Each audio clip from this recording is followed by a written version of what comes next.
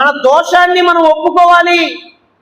శ్రమ వచ్చింది అని అంటే మొట్టమొదటిగా మన దురాశ వల్ల వచ్చిందా, స్వకీయమైన దురాశ వల్ల వచ్చిందా, లేకపోతే ఈ లోకములో ఉన్నదాన్నంతా చూసి అంటే అపవాదిగాడు వేసిన ఎరక మనం పడిపోయామా, లేకపోతే యోబు జీవితంలో దేవుడు అనుగ్రహించినట్లుగా దేవుడు ఏమన్నా మనకి ఈ శోధనని ప్రవేశపెట్టాడా, ఇంకా మనల్ని ఆయన సువర్ణముగా మార్చడానికి అని గ్రహించాలి. అలా ఏమి గ్రహించకుండా తీసుకెళ్ళి ఎవరి మీద వేస్తున్నారు?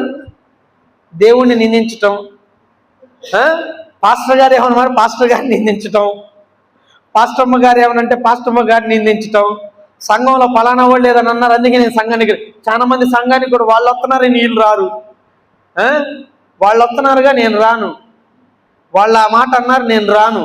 ఎవరి మీద అండి అలుగుతుంది? ఎక్కడ ఎవరికి అలకంతా?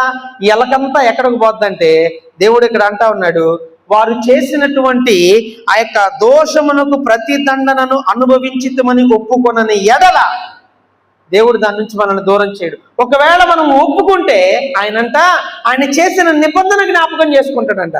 ఎవరి నిబంధన? అక్కడ అంటా ఉన్నాడు ఎవరి నిబంధన అంటే, యాకోబుకు చేసిన నిబంధన నేను జ్ఞాపకం చేసుకుంటాను, ఇస్సాకుకు చేసిన నిబంధన నేను జ్ఞాపకం చేసుకుంటాను, అబ్రహాముకు చేసిన నిబంధన నేను జ్ఞాపకము చేసుకుంటాను. అంత మాత్రమే కాదు, ఆ దేశాన్ని జ్ఞాపకం చేసుకుంటాను. ఆ దేశం అంటే ఏంటో తెలుసా? నీవున్న శ్రమ, అర్థమైందా?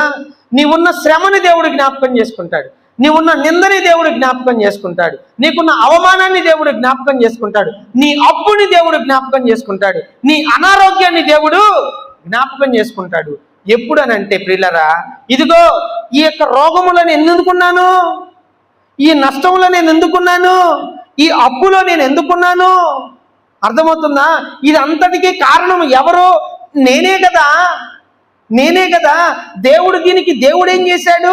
దేవుడు నేను నిందించడానికి, దేవుని సన్నిధికి నేను వెళ్లకుండా ఉండడానికి ఈ యొక్క శ్రమకి నేనే కారణం, లేదా ఈ శ్రమకి అపవాది కారణం, లేదా ఈ శ్రమకి దేవుడు కారణం అయ్యుంటే, ఒకవేళ దేవుడు యోబుని రెండింతలకు ఆశీర్వదించడానికే దేవుడు నాకు ఈ శ్రమని అనుగ్రహించాడు.